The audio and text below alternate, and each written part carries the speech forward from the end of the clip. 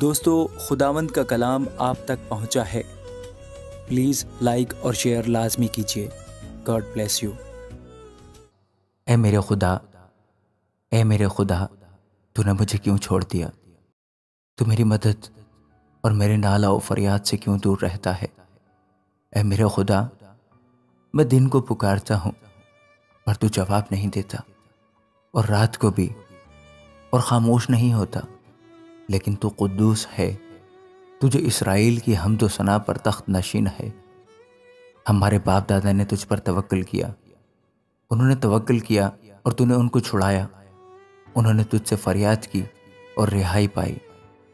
انہوں نے تجھ پر توکل کیا اور شرمندہ نہ ہوئے۔ پر میں تو کیڑا ہوں، انسان نہیں، آدمیوں میں انگشت نما ہوں اور لوگوں میں حقیر۔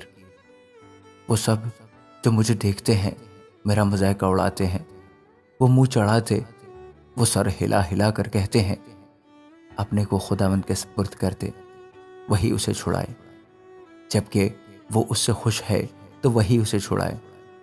پر تو ہی مجھے پیٹ سے باہر لایا، جب میں شیر خوار ہی تھا تو نے مجھے توکل کرنا سکھایا۔ میں پیدائش ہی سے تجھ پر چھوڑا گیا، میری ماں کے پیٹ ہی سے تو میرا خدا ہے۔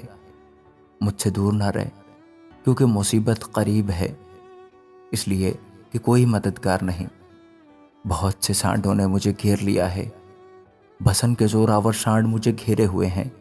وہ پھاڑنے اور گرجنے والے بپر کی طرح مجھ پر اپنا منہ پسارے ہوئے ہیں۔ میں پانی کی طرح بہہ گیا، میری سب ہڈیاں اکھڑ گئیں۔ میرا دل موم کی مانند ہو گیا، وہ میرے سینہ میں پگھل گیا۔ میری قوت ٹھیکرے کی مانند خشک ہو گئی، اور میری زبان میرے تالو سے چپک گئی، اور تو نے مجھے موت کی خاک میں ملا دیا۔ کیونکہ کتوں نے مجھے گھیر لیا ہے، بدکاروں کی گروہ مجھے گھیرے ہوئے ہے۔ وہ میرے ہاتھ اور میرے پاؤں چھیٹتے ہیں، میں اپنی سب ہڈیاں گن سکتا ہوں۔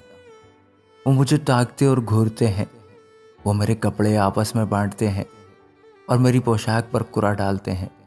لیکن تو اے خداوند دور نہ رہ، اے میرے چارہ ساز، میری مدد کے لیے جلدی کر۔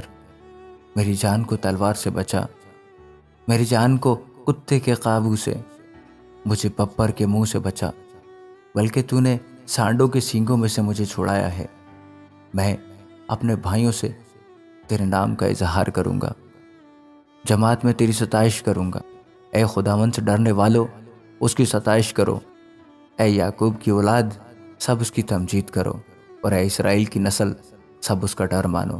کیونکہ اس نے نہ تو مصیبت زدہ کی مصیبت کو حقیر جانا، نہ اس سے نفرت کی، نہ اس سے اپنا منہ چھپایا، بلکہ جب اس نے خدا سے فریاد کی تو اس نے سن لی۔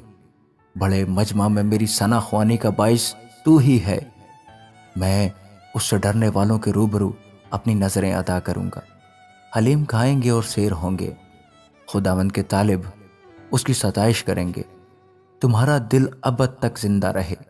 ساری دنیا خداوند کو یاد کرے گی اور اس کی طرف رجوع لائے گی، اور قوموں کے سب گھرانے تیرے حضور سجدہ کریں گے۔ کیونکہ سلطنت خداوند کی ہے، وہی قوموں پر حاکم ہے۔ دنیا کے سب آسودہ حال لوگ کھائیں گے اور سجدہ کریں گے۔ وہ سب جو خاک میں مل جاتے ہیں اس کے حضور جھکیں گے، بلکہ وہ بھی جو اپنی جان کو جیتا نہیں رکھ سکتا۔ ایک نسل اس کی بندگی کرے گی، دوسری پشت کو خداوند کی خبر دی جائے گی۔ وہ آئیں گے اور اس کی صداقت کو ایک قوم پر جو پیدا ہوگی یہ کہہ کر ظاہر کریں گے کہ اس نے یہ کام کیا ہے۔